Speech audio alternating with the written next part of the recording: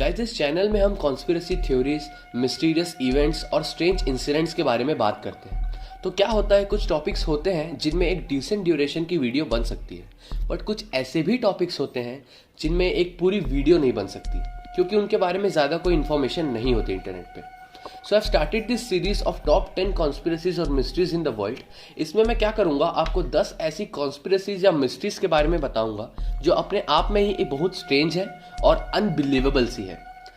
और इस टॉपिक में मैं हर वीक वीडियो अपलोड करूंगा। सो इन टुडेस वीडियो आपको जानने मिलेगा एक सीक्रेट बुक के बारे में जिसमें यूनाइटेड स्टेट्स के सारे सीक्रेट्स लिखे हुए हैं, एक ऐसे इंसान के बारे में जिसने राइट ब्रदर्स से भी पहले एरोप्लेन का इन्वेंशन कर लिया था, और एक ऐसे सीरियल किलर के बारे में जिसके हेड को, सिर को आज तक प्रिजर्व करके रखा हुआ है एक कांच के फ्लास्क के अंदर। ये और बहुत कुछ आपका इस वीडियो में इंतजार कर रहे हैं, तो इस वीडियो को लास्ट तक जरूर देखिएगा।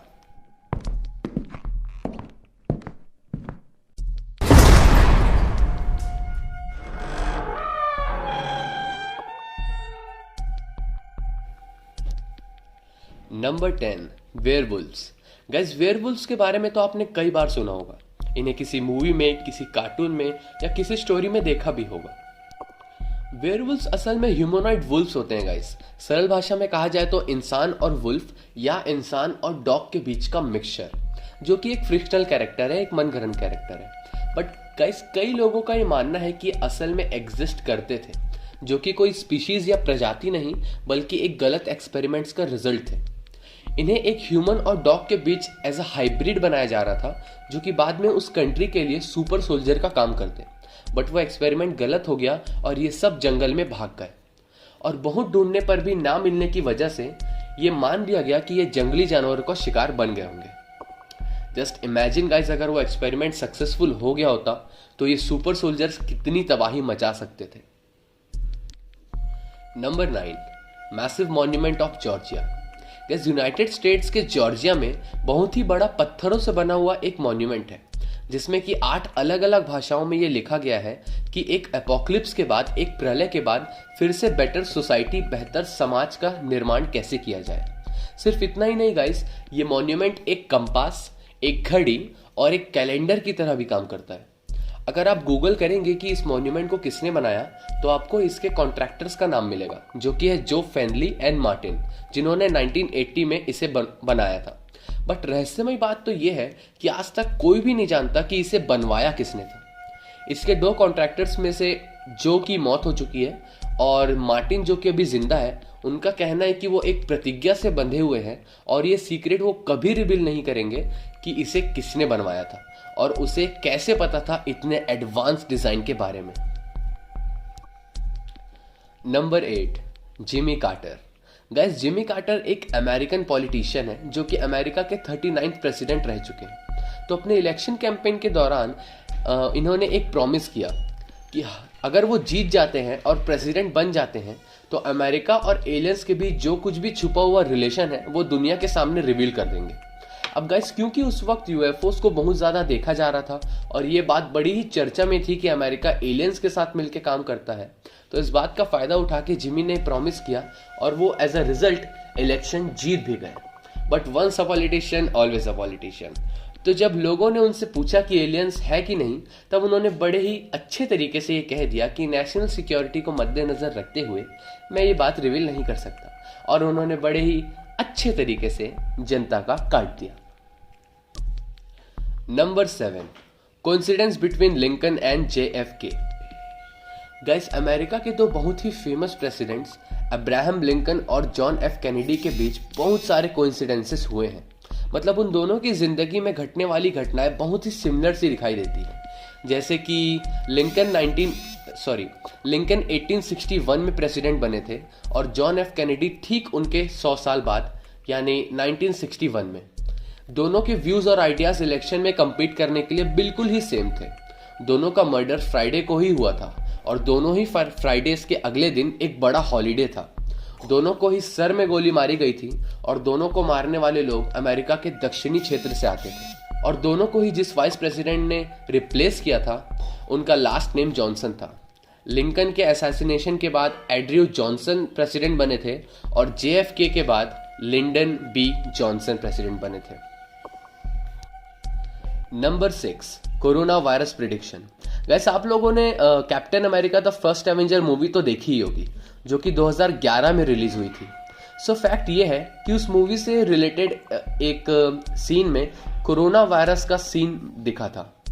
जी हाँ गाइस, 2019 में आए कोरोना वायरस का एक हिंट मान लो या एक इत्तेफाक मान लो 2011 में आई इस मूवी में मिला था। ये फोटो उसी सीन का है गाइस। इसमें आप ध्यान से देखेंगे तो आपको स्टीव रॉजर्स के लेफ्ट साइड में एक वायरस की इमेज दिखेगी और ठीक उसी टाइम उनके राइट साइड में एक बियर की बोतल दिखेगी। गैस ये बियर की बोतल कोरोना बियर है और ये यूएस में बहुत ही फेमस बियर ब्रांड है। और क्योंकि इसका नाम कोरोना है और ये उसी वक्त एक वायरस की इमेज के बाजू में दिख रही है, तो इसे लोग एक बहुत ही बड़ा कोइंसिडेंस मान रहे हैं। So it was just a coincidence, इससे ज़्यादा कुछ नहीं। तो लेकिन मुझे इस वीडियो में इसे इंक्लूड करना सही लगा। नंबर 5, शिवकर बापूजी तल पड़े। गाइज मैंने इस वीडियो के स्टार्टिंग में एक आदमी की बात करी थी जिसने राइट ब्रदर्स से भी पहले एरोप्लेन का इन्वेंशन कर लिया था। यही है वो गाइज, शिवकर बापूजी तल पड़े। गाइज आपको बहुत ही गर्व होगा ये जान के कि ये इंडिया के ही रहने वाले हैं। ये इंडिया के महाराष्ट्र के रहने वाले हैं और इन्होंने साल 1895 में यानी राइट ब्रदर्स से 8 साल पहले दुनिया का सबसे पहला एरोप्लेन उड़ाया था।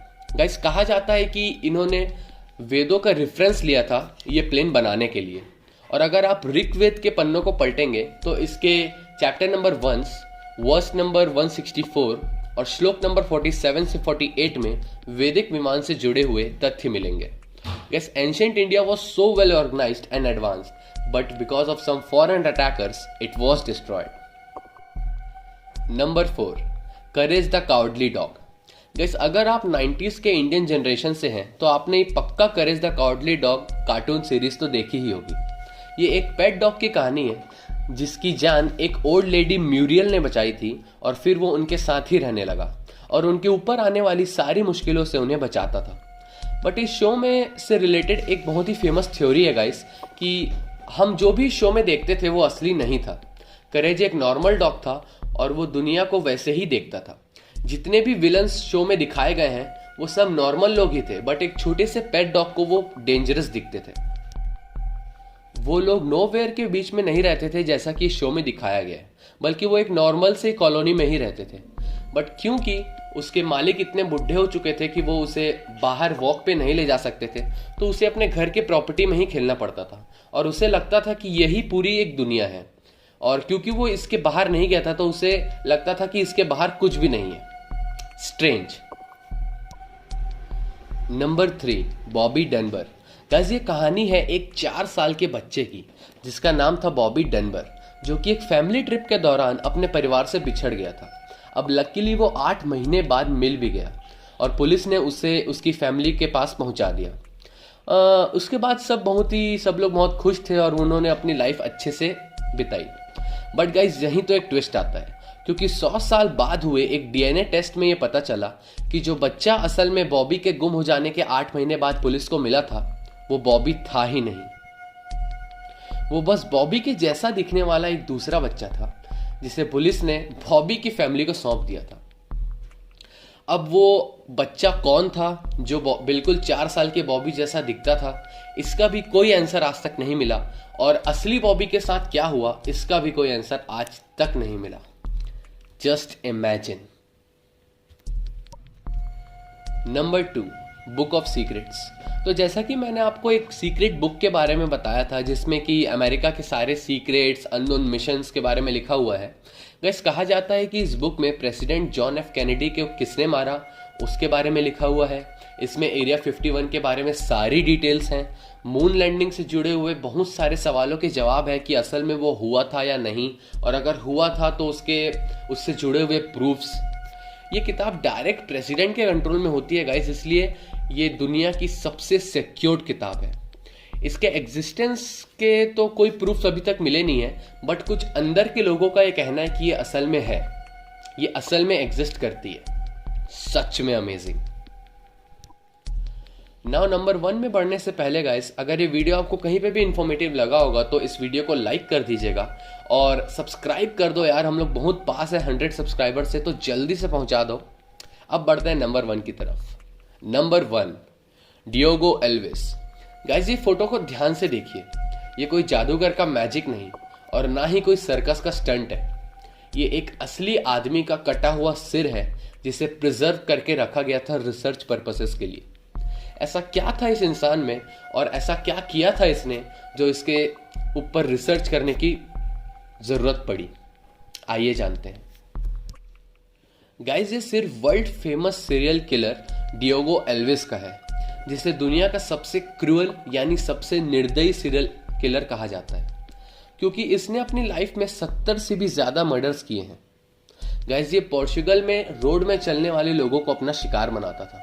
उनको लूट कर ये 60 मीटर यानी 60 मीटर की ऊंचाई से मुंह के बल फेंक देता था, जिससे कि उनकी लाश की पहचान भी ना हो सके और वो एक सुसाइड जैसा लगे। जिसमें वो शुरू में तो सक्सेसफुल हो गया, बट बाद में वो पुलिस के हाथ लग ही गया और फाइनली 19 फरवरी 1841 को उसे हैंग टिल डेथ की सजा मिली। उसके मरने के बाद गवर्नमेंट ने उसकी बॉडी से सिर अलग करके फॉरेंसिक डिपार्टमेंट को रिसर्च पर्पस के लिए दे दिया, ताकि ये पता लगाया जा सके कि इसके दिमाग में इतनी क्रुएल्टी, इतनी निर्दयता कहाँ से आई, इसके दिमाग में इतना नफरत किसके लिए था जो ये इतने हार्श तरीके से लोगों का मर्डर करता था। वैसे गाइज आज के टाइम इसका सिर एक टूरिस्ट अट्रैक्शन बन चुका है और दूर दूर से लोग इसका कटा हुआ सर देखने आते। So that was the very first video of this series, और इस सीरीज के अगले वीडियो में भी आपको बहुत मजा आने वाला है, क्योंकि आपको उसमें बहुत सारी अलग अलग चीज़ों के बारे में जानने मिलेगा, बहुत नॉलेज मिलने वाली है, आई प्रॉमिस। तो अभी के लिए इस वीडियो को यहीं पे एंड करते हैं। मुझे इंस्टाग्राम में फॉलो करना मत भूलिएगा, लिंक डिस्क्रिप्शन में है। And I see you guys in my next video. Till then, bye bye.